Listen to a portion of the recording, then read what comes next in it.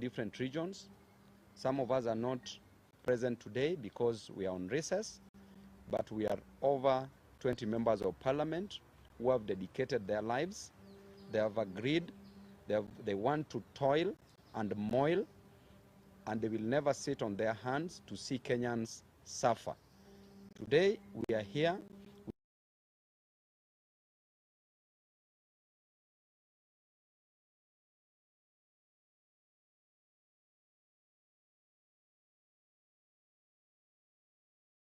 Across the country, representing the interest of the aged also across the country. From the Western region, Busia County, Honorable Catherine Omanyo, also representing the interest of Kenyans across this nation. We're also here with Honorable Amo from Starehe, Amos Mwago. Amo ndio best, ukienda huko Starehe hivyo ndio anaitwa, representing constituents from Nairobi County, representing Kenyans from within the nation. And we have a presser.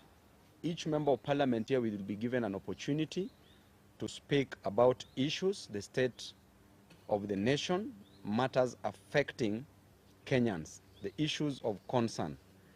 We have a presser that I will read, then after that we'll give an opportunity to every member to say a word. Now we have apologies from some members of parliament.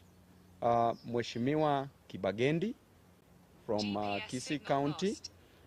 We have an apology from Mheshimiwa CNN, Charles Nguna, representing the Eastern region. We have an apology from Wanami, all the way from Bumula, Bungoma County. We have an apology from Mheshimiwa Umi. We have an apology from Mheshimiwa Mwenje, Nairobi County. We have an apology from Mheshimiwa Caleb Amisi. We have an apology from Mheshimiwa Kibagendi. We have an apology from Mheshimiwa Basil and other Waheshimiwas, from Mheshimiwa Ledama Olekina, and we also have an apology from Senator Eddie Okech. So we will read this, and we'll also give you a way forward on how we will be working as Team Ground moving forward. Our fellow citizens, let me once more start by expressing my solidarity with the Kenyan youth and families who have lost their lives, sustained injuries, been abducted, or whose loved ones have been calling for good governance of their country. We are making this address in response to the many phone calls, text messages, social media uproar, and direct requests to us by distressed Kenyans who feel the political class has abandoned them after the recent constitution of a new cabinet by President Ruto. Number one, after suffering for many years because of bad politics, poor governance, corruption, and incompetence in the management of the affairs of their country, the Gen Zs and millennials of Kenya came out in large numbers to exercise their Article 37 rights to assemble, demonstrate, picket, and petition their leaders. In this bold move, they outlined the issues they wanted the president to address to reduce their suffering and to create opportunities for them. After withdrawing the draconian Finance Bill 2024 and dissolving his incompetent cabinet, President Ruto promised that he would engage in an open national dialogue to listen and get the issue at stake with young Kenyans before forming another cabinet. But in a show of contempt to the young people, we saw the president announce and put in place a new cabinet without any consultation with the Gen Zs and millennials of this country. He has since held no dialogue or any engagement to ascertain the problems that led to the recent protests. Fellow Kenyans, before any grass has grown on the fresh graves of our youth recently killed, before people who were badly wounded in the protest have healed, and while so many families are still searching for their loved ones who were abducted by state agents, we have been shocked to see President Ruto return to his default mode of shuttling from one country to another and on working from the top of vehicles, apparently launching invisible government projects. Ladies and gentlemen, we want to send a message to President Ruto in very simple but clear terms, as the Gen Zs and millennials of Kenya have sent us to tell him that the young people of Kenya feel you are showing them contempt by ignoring all their issues and reverting to business as usual mode, while they are hurting from the burdens imposed on them by the failures of your bad policies. The young people are not happy with the fact that you have refused to offer compensation for the families whose loved ones were shot and killed by the police on the instructions of your agents. The young people are unhappy that you have refused to pay for the medical expenses of the people who were wounded by the police. The Gen Zs and millennials of Kenya are unhappy because you have refused to free the youth who were abducted by the police, and you have refused to drop the trumped-up charges against the peaceful demonstrators who went to the streets to ask for good governance of their country. The young people are shocked that you have refused to drop the new funding model of college and university education, which is forcing them to drop out of college. The young people are asking you to show them the practical steps you are taking to create jobs in Kenya to pull them out of this high unemployment. Mr. President, the young people are asking you to take immediate action to lower the high cost of living that is driving them crazy. The young people of Kenya are asking that you show them the reforms you are proposing to address corruption and looting of government resources by people who are under your direct supervision. They are asking that you show them the reforms you are undertaking to improve the competence and quality of your bureaucracy to enable the government to be responsive in service delivery and development. Mr. President, it is a matter of just a few months and another Finance Bill 2025 will be facing Kenyans again. The young people of Kenya are worried that on March 2025 will find them with no change at all, and they will be forced back to the streets to protest poor governance and poor policies and to reject the Finance Bill 2025. As a youthful leader in this country, together with other youthful leaders and other leaders, we want to appeal to you in a special way that you take your time off the top of your vehicles and sit down with your top advisors, including your new cabinet, and review and change the bad policies that your administration unleashed on Kenyans for the last 2 financial years. Kindly consider the welfare of the children of this country. Please engage the youth in this country and show them that you care for them. Take practical steps to demonstrate that you have the interests of the youth of Kenya at heart before you revert to your default mode of stating in public things that you don't mean and you don't intend. Mr. President, walk the talk. Swing, don't sing. As a Christian, we say you do not do what you say in order to restore the vital trust that should exist between the people and their government. We want to remind you of the words of J.F. Kennedy, that those who make peaceful revolutions impossible make violent revolutions inevitable. Do not tempt the young people of Kenya too much.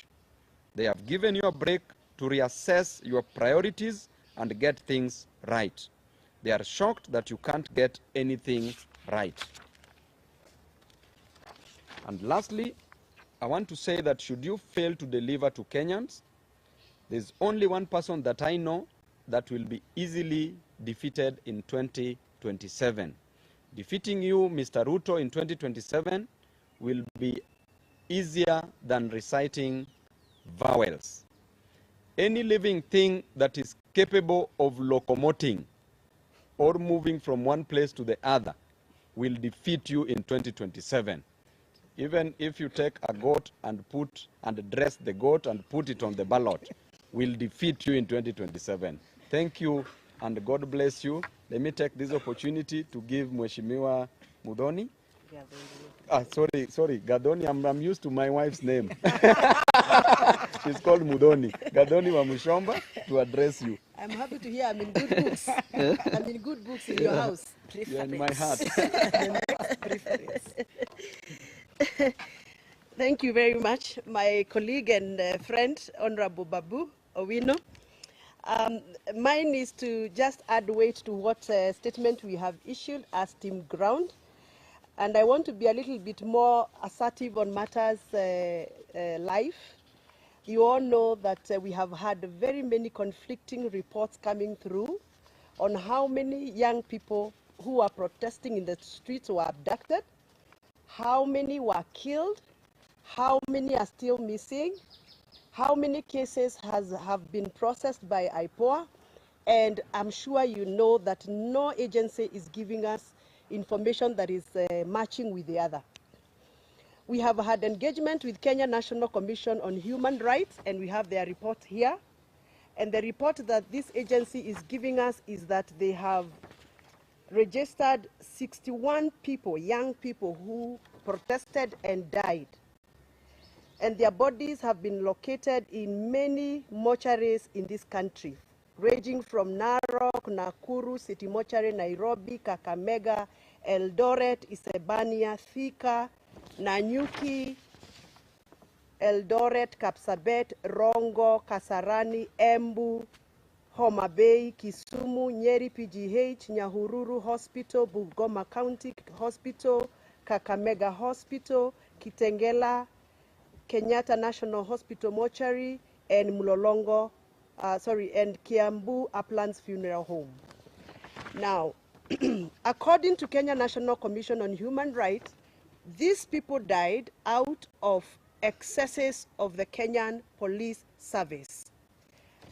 The IPOA, the statutory body that is supposed to be oversighting the activities of the Kenya National Police Service, have indicated that they have picked up their own investigations.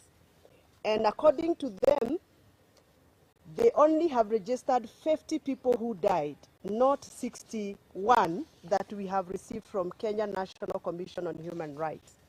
And out of the 50 cases IPOA has registered, they have also registered 19 people who were abducted or reported abducted and missing. But out of all those cases, IPOA has only been able to process 4 files and submitted those files to the DPP. Out of the 4 files, 3 were returned to them because they were not done properly and there was no evidence. They have only been able to successfully submit 1 file.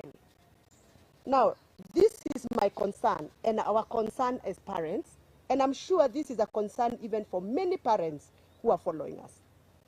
It cannot be that a country that is governed by the rule of law, over 61 people dead, and only 1 case can be accounted for. Yet we have seen 2 foreigners missing somewhere in the boundaries between Kenya and Ethiopia. And we have seen the IG and the acting IG and the DCI personally go to that area to locate 2 foreigners who are apparently missing. But we cannot locate the 19 cases IPOA has registered as abducted cases. Does it mean that foreigners are more important than Kenyans? Are we still being governed by the rule of law? Are we still following the fundamentals of human rights protection as enshrined by the Kenyan Constitution? So for me as a mother, representing many mothers and many fathers of this country, we want to echo our complaint, our dissatisfaction with the processes that the government of Kenya has put in place to provide accountability for the protesters who were abducted and those that were killed. The president is on record saying that his government is going to come up with a program for compensation, to compensate the families that lost their loved ones, to compensate the families of those that have patients in the wards and some patients at home. And we have not seen any effort by the government to even come out and tell us, now that this has happened and 2 months are gone, this is what we are going to do as a government. So we want to call upon the new Minister of Health, who has just been sworn in. We want to call upon the Ministry of Interior. Now that we have the cabinet minister already approved and vetted and sworn in, you must come out and tell Kenyans how you are going to start off the process of compensation, taking care of those that are still in hospitals, and making sure that their rights are not violated and their dignity has been upheld. On matters to do with education, funding for universities and colleges, as a member of parliament, I have received a lot of messages from the young people. They feel like the government of Kenya has abandoned the young people. There is no straight communication coming from the government on how the new funding model is going to salvage the lives of so many young people who are stranded in homes, expected to report to colleges and universities. We are requesting the government to come out very clearly and give out a clear guideline. We are only seeing some letters flying in the social media, but nobody is doing a presser like this to address this issue and explain to the young people. You cannot treat young people like they are second-class citizens of this country. This is the future of this country, and you are no longer going to assume the young people of Kenya the way we have done. So we are requesting and demanding, let us demand because I think it's our right, that the minister in charge of education must come out very, very boldly and tell us the way forward on matters to do university, funding, and colleges, and assure those students that are still at home that there is hope for them to resume school and there is hope for them to progress with their careers. Thank you very much. I want to invite my sister, the lovely Catherine Omanyo, to say something. Mimi nitaongea Kiswahili. Juu kila mtu anabonga hapa Kimombo. Nataka kuelezea wananchi wa Kenya kwamba hatukuangukia mkono mzuri kupata president kama Ruto. Hapa awali amekuwa busy anarandaranda Tokyo, Japan, sijui Japan ndio wapi, Tokyo ni wapi. Kila saa kwa hewa. I think hiyo ndio adventure anapenda, hobby. Ilikuwa inaitwa hobby tukisoma at what are your hobbies. Because saa hii namuona tu juu ya maprado kila saa akirandaranda. Vitu serious zikitendeka simuoni akienda huko. You can see where his heart is. Kujionesha ma-PR mingi. Briefcase projects ndio anasema ame-launch. Lakini kitu yenye napeana impact kwa mwananchi wa Kenya aseme walai tuko na president na nusu, hakuna. Juzi toi hapa imeungua, hakushughulika. Hata kusema tu poleni, nothing. Hata huko Kware mili zinachomolewa kule. Kitu yenye hata singeangalia na macho na nyamaza na lilia kwa moyo nikisema what is this really in Kenya, ama ninasoma tu vitu kwa newspapers. Hakushughulika. Lakini akisikia kadili utamuona kwa majeti jet ya 200 million yenye tungejenga ka industry hata kule kwetu huko na Mbale ya Jinari. Tuna very good weather ya kupanda cotton. Lakini trips zake tu moja pekee inaweza jenga Jinari. Na angeamua every 6 months kajinari kamewekwa mahali. The 47 counties sasa tungekuwa na vitu zinaandika our young people. But hiyo hana, kichwa ngumu, kiburi, majivuno. Ni vizuri majenzi wameshekesheke watu hapo, tunaona at least siku hizi wameanza kutuangalia kama watu na uoga fulani. But mtu ujificha tu temporarily. Character real tulishaiona ilitoka. So ni jukumu letu sisi wenye tuko kivyetu, wenye walielektiwa, wenye pia walitu elect, kuhakikisha that we do not even one moment get duped, because that is how we get duped, that now things are working and then before you know it you're dumped. Just like a sly man, he can tell you are the only fish in Lake Victoria. If you are a fool, you'll believe. So this is Ruto.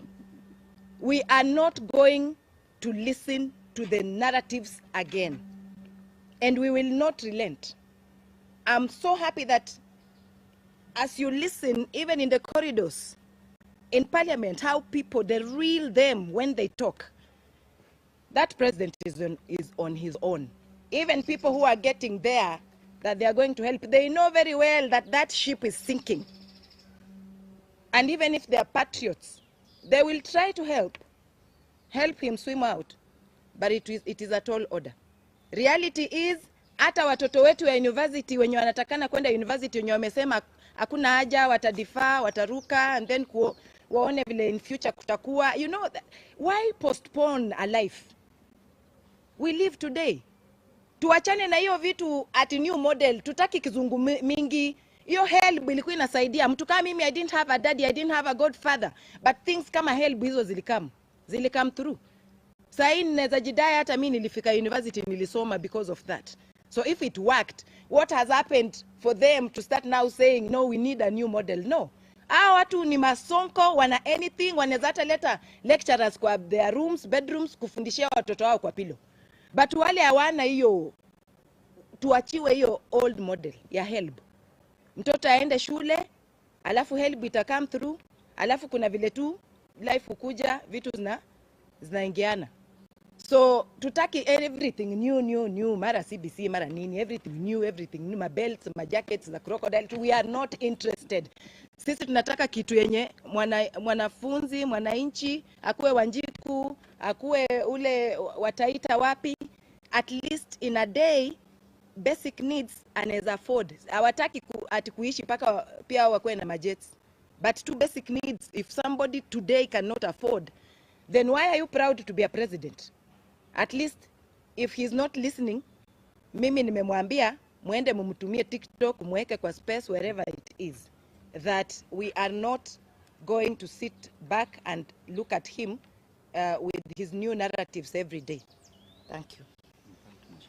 Invite Mheshimiwa na invite last born hapa, Mheshimiwa Mwago. Mtu ako farm, hataki kujua. Nairobi solid.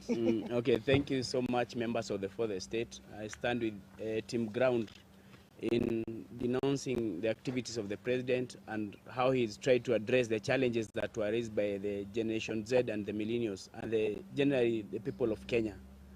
I don't understand why he got his wisdom from by bringing us a political solution to an economic problem and a social and injustice problem. The Gen Zs were not on the streets to have a new cabinet or a new set of cabinet CSS. The Gen Zs put out their issues clearly, but he failed by a mile, he missed by a mile by what he provided as a solution. We want to tell him, as the young people of this country, as a young leader, I'm a leader who came to parliament to bring change to this country. I didn't come to be bribed or to get money or to solicit money from this government. I came so that we can have a future for the young people of this nation, for this country to have systems that will work, for this country to address the issues of corruption that's so rampant in this government, for this country to have a social justice system that will work. You can see by his activities the neglect that he had on the Article 37 of the Constitution, the brutality and excessive use of force on protesters. Yet we say we have a constitution that we respect, that clearly outlines Article 37 as the guiding principle on how people should address the government, how people should protest against, how the people should talk to the government. But we saw what happened. It really defeats me to imagine that this country we've lost value for life. We are talking about more than 50 people who have been killed, who lost their lives, and we are treating this casually, like nothing happened. If you go to the DCI, we went there with Loyalty Ndomolo, we had very scant information on the issues of abductions, or the issue of these people who have been killed, and these are lives that have been lost. by a government that's purposed to protect the lives of its people. We've seen a lot of property that was lost. Some houses were burnt even in town, but the government has not addressed that. They have swept that under the carpet, and they expect us to just let them be and this to go on. We cannot agree, and we cannot allow the government to behave like that, because if it behaves like this, it is going to kill our future and our children. The Gen Zs have come out clearly and they have outlined their problems. We are asking the government of the day, come out and tell us what measures are you putting in place to address the issue of unemployment. We are having like 1 million students who are going to clear form for this year. Every year we are having a very high turnover of Gen Zs. What measures have you put in place to address their issue? The current cabinet that you announced, we don't make anything of it. We don't see if they are able to come up with solutions for the challenges of this nation. So sisi tunamwambia Bwana Rais, tafadhali sikiza watu, calm down, look for new advisors. Whatever you are doing is far away from what the people are asking for. Kindly try and calm down and listen to this youth. These are the future of this nation, and the best thing is, this is a generational thing. One day it will come to happen. The hopes of the people of this nation, lazima siku moja watu watakuja wapatiwe heshima, and I don't know where history will judge you. Labda utafukuzwa ama utapelekwa jela kwa sababu ya hii makosa unafanya. Tafadhali sikiza watu and deal with real issues that these people have raised. Thank you. Thank you very much. Is there anybody with questions? We will take about maybe 3 or so, or maybe we can take 4 so that each can respond to a question. Let's start with the lady. You have to speak louder. Thank you so much. My name is Maximila Ofula, right from the county dialysis. I have 2 questions. One concerning the ultimatum that the agency have given us through the platform. On 27th of August, we will be signing a petition to dissolve the parliament and to chase all the parliamentary out. I think this is the second time now that targeting the parliament. Will you be part of that petition? And also the same day they will also be occupying the Supreme Court. Will you be part of the same of that petition also occupying the Supreme Court, the voting ground? Then secondly, from the interview of Wanyigi to the Citizen, he said there will be no 2027 election. Election will be before that. What's your point? Okay. Next question. I'm sure you're noting that. Yeah. Her name? Wafula. Wafula. Maximila. Wafula. Then we'll go to you. Eric Owenga from Citizen Radio. Eric. It seems the road-based government that was formed has killed the magnitude and the vigor of the protest. I don't know, as young parliamentarians, what do you have in place as the alternative to tackle or to push harder the government in your 3 months? Okay. Thank you, Eric. The one in glasses. Thank you. Yeah. Edwin from Daily Monitor. I have 2 questions. It's clear that you obviously do not seem to stand with the cabinet secretaries, some of whom are in parties that like ODM, which a person like Babu was in support of. So your message to these cabinet secretaries, do you support them joining the administration, and what remedy do you think? You have made it clear that you don't think they will be of any help to this administration. So what advice do you give them if at all they have joined the sinking ship? And the second question is pointing at something to do with the Wanjigi story that was mentioned. Yeah, what's your take as team ground that an administration can go after the family of people who actually point fingers at what should be done better as a party leader? Okay. What's your take? I guess those are how many? 4? Yes. 4? Can we do the 4, or you have a pressing one? Yes. Okay. Given the unity deal between ODM and Kenya Kwanza, are you worried this supermajority issue, especially in Parliament, is going to stifle voices like you? For example, we have heard the President say some sections of the finance bill will be returned to the House. What do you think about that? And will you be supportive? Very well. So How do you want us to So, go about it? I can answer that one of Parliament. okay, so you can, Answer the one for cabinet ministers. Parliament, okay, good. CSS, Parliament. I'll talk about We're killing the vigor. the vigor. Okay, so I can, okay, fine. Just start Okay. then. Just start. Ningelipenda kusema kwamba mtu yeyote ambaye alijoin government, hata kama alikuwa ODM na akajoin huko, although article 232 inakubalia president kuchagua mtu yeyote kufanya naye kazi, hatutawazubaa tu kuangalia wana west wa Kenya just because walitoka upande wa huku kwetu. So waende huko wakijua kwamba walienda kufanyia wananchi kazi, na kama hatutaona anything wanafanya pia tena watoke tu. Cha pili, president wetu ni kama ndio referee wa elected leaders wa kichapana. Huko Kisimu uliona kitu ilitendeka.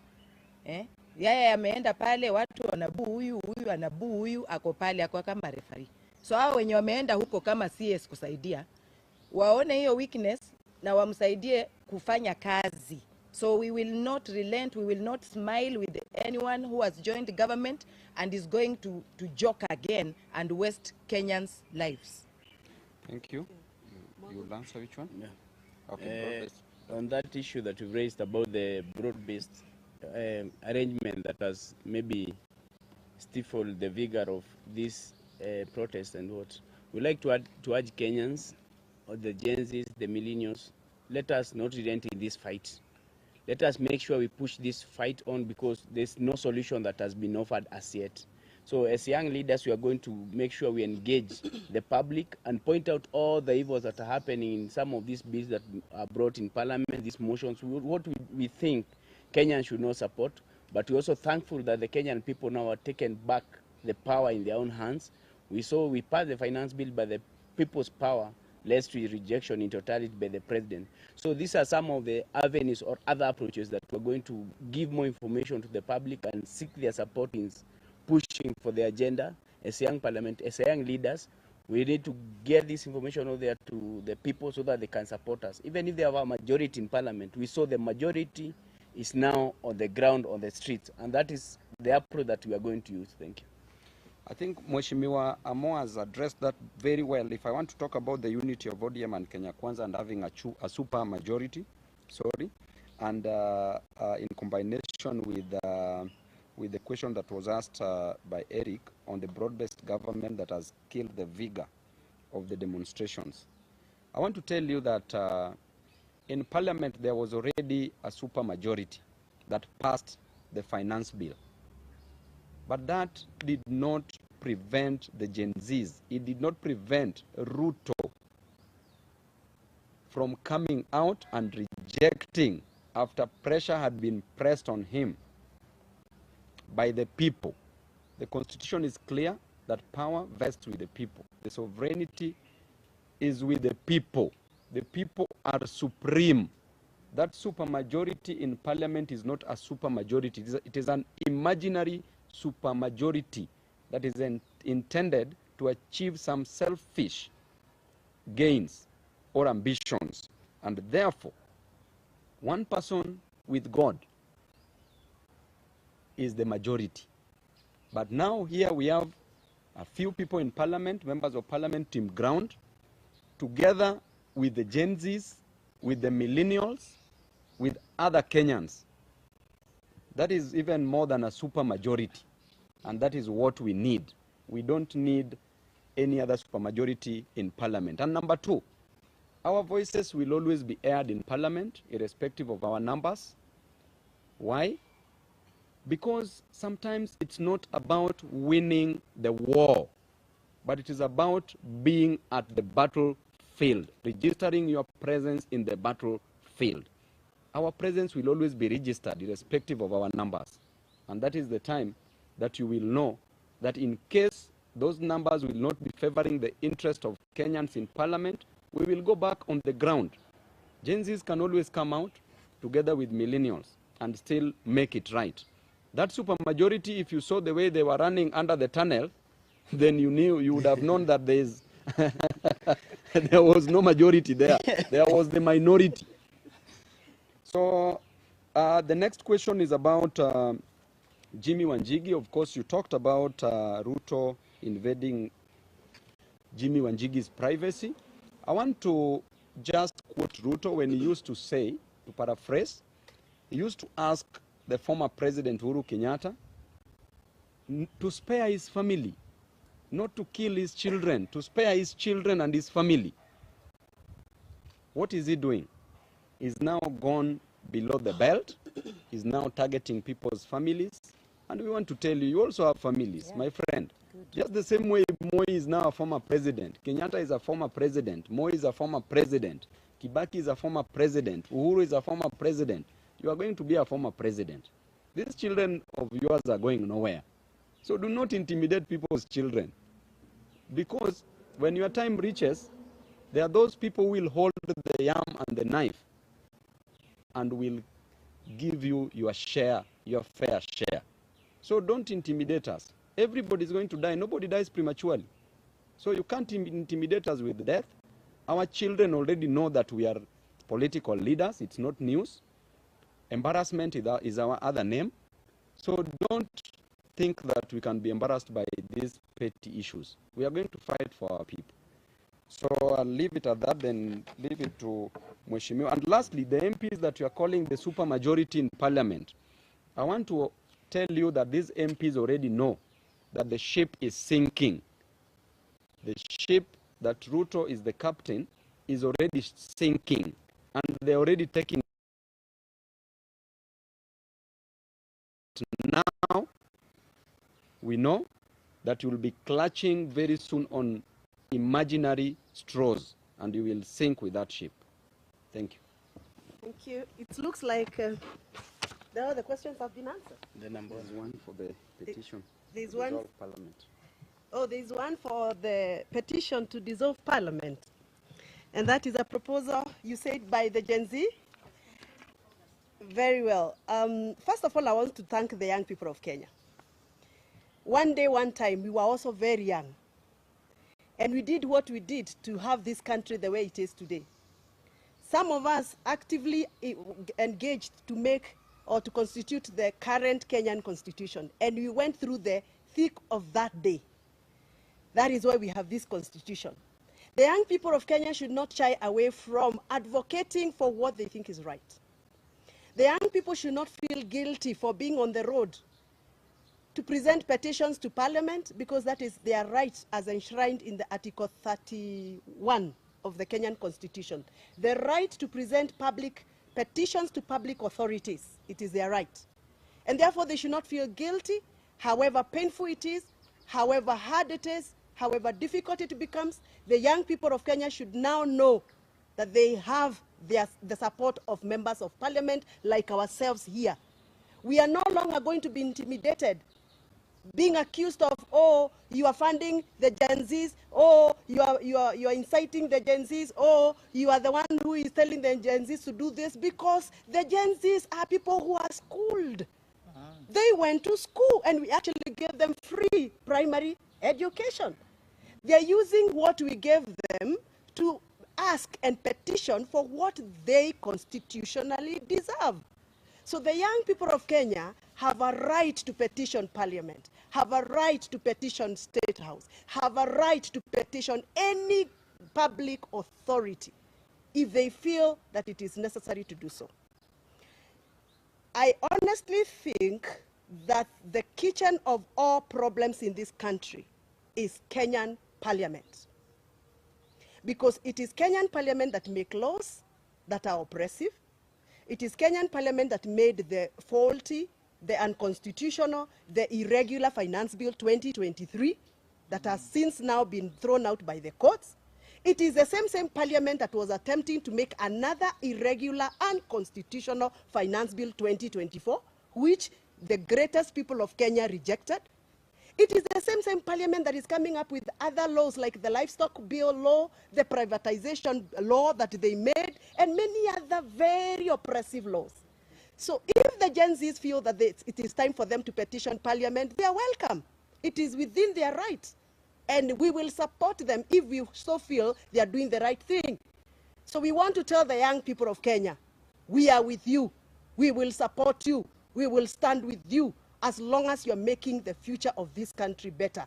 I would want to be an elderly woman in this country to enjoy what the Gen Zs are fighting today. And therefore, when I have the energy to do so, I will support them, I will fight for them, I will lobby for them, I will advocate for them, because I think they are doing the right thing. Last but not least, I would want to say this.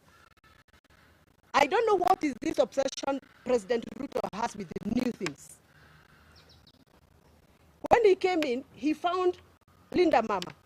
He realized Linda Mama, and I don't know how he realized, because he's not a woman. He has never been in a maternity ward. He has never delivered a child. So I don't know what is this obsession he has with removing what he found to bringing what he thinks is new and creating confusion and mess. He found a very good working program called Linda Mama. He collapsed Linda Mama without any public participation and brought some other new packages. Shisha, shui, shu, shui, sha. Shisha. Linda mpango wa kando. You know. I don't know what is this obsession he has, that he has now to collapse the old funding model for our universities and bring a new model. And now he has created a whole total confusion. Our children are getting depressed because they don't even know whether they are going to report to school tomorrow. What is this whole obsession of new things? New things? Now, look at where we are right now. We don't have money because we have no operational finance bill. Instead of him finishing old projects, he's now going for new. Everything is new. Everything is new, and he has no money. So where is this obsession coming from? And by the way, I sympathize with my new Minister for Energy. My new Minister for Energy, I really sympathize with him. Bwana Wadai, wacha nikuambie, hiyo kiatu umevalia kimeandikwa Ruto hapo nyuma. Hiyo kiatu itakuuma mbaya sana. Because the president is now hopping from one county to the other, launching new electricity projects. Where will he get the money from? Atarudi kwa hiyo gari pale juu, ataanza kuambia wananchi, huyu Wadai nilimpatia kazi ya kuweka stima, nikaenda nikalaunch stima, lakini yeye hakufanya kazi. Wadai is actually cooked. I sympathize with him. I sympathize with my friend Babu, Mheshimiwa Badi, huyu wa treasury. Amepatiwa treasury na ni sufuria ambayo ilikuwa na ilikuwa na stew lakini imelambwa, hakuna. And what the president is doing now is going out promising, oh, I will do this project, I will do this project, na hakuna pesa. Alafu atarudi kwa hiyo ground come to campaign time. Ataambia watu, wewe huyu Badi nilimpatia kazi, amelemewa. Badi's sufuria is roasted. And they are not is feeling roasted. corruption. Yeah. So anyway, we are summarizing and saying this.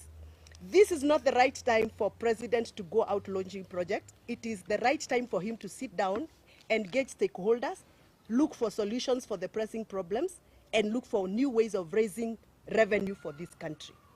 He must engage. And there's somebody who asked me when I was coming here, now that you people are complaining things are not right, what solutions are you giving? What alternative solutions are you giving? Now listen to me. There is no president, there is no way the president will be roaming from one country to the other looking for jobs for our young people. But if you ask him for a database of how many engineers do you have in your country, tell me whether there is any database. If you went and found a request for how many mechatronics engineers do you have, we don't have a national database. What we want as representative for young people is this. The government must put effort to come up with a national database of unemployed young people of this country, county by county. We must be able to know how many teachers are unemployed from the young people, how many doctors are unemployed, how many engineers, how many lawyers. All that database needs to be put in place so that when we are speaking from a point of information.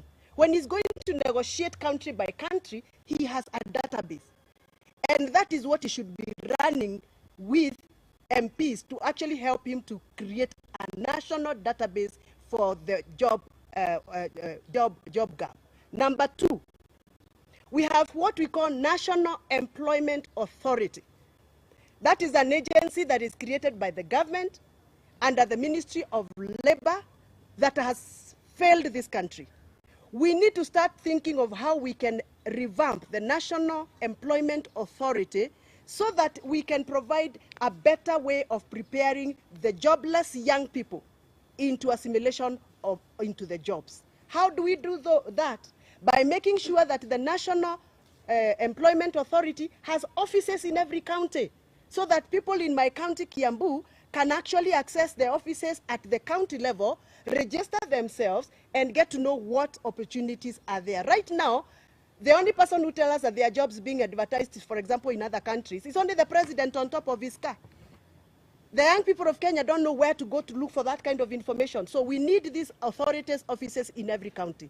Last but not least, all the local employers in this country, the manufacturers, like the people who work under the Kenya Association of Manufacturers, the people who have a capacity to employ our people here in Kenya, we need to engage them so that we know how can we work with them partnership so that they can start absorbing our local people, even if it is on an apprenticeship program or attachment program. For example, if we came up with a program and said, we have 3,000 employers in this country, manufacturers, people who are manufacturing locally, and they have the capacity to employ young people. We give them some tax incentives. A tax intensive that you say, Karibu Mheshimiwa, that if you absorb, for example, 5 young people in your company, you'll enjoy this amount of tax subsidy or incentive from the government.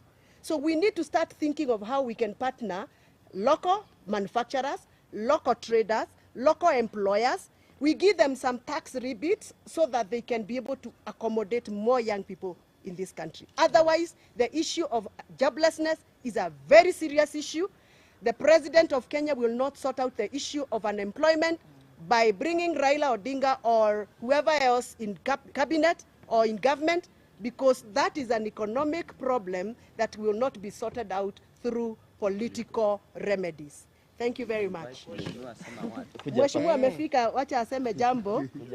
Atuambie vile wenye kuuza ndengu unataka kuniuliza bila license watalipa 1 million. Ndengu. Sorry?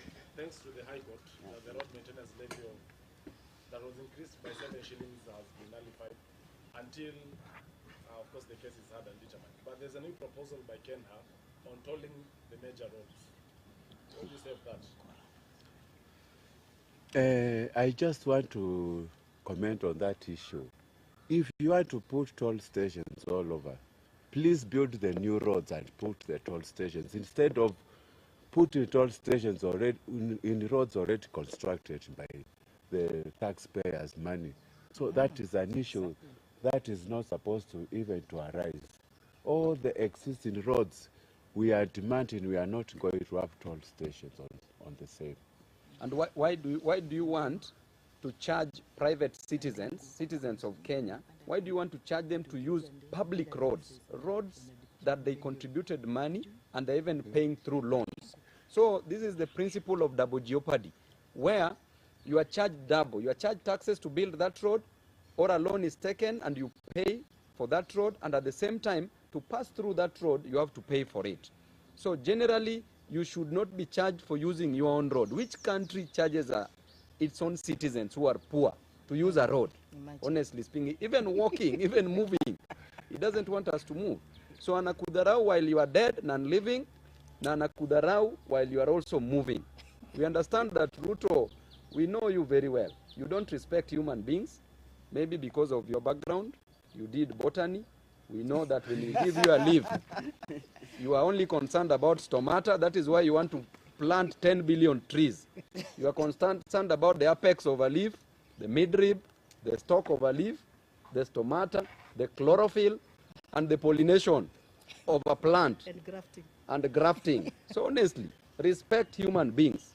So, Mheshimiwa, you can talk about something in 1 minute and then we... something about the Hasura Fund, which is the road Does it still exist?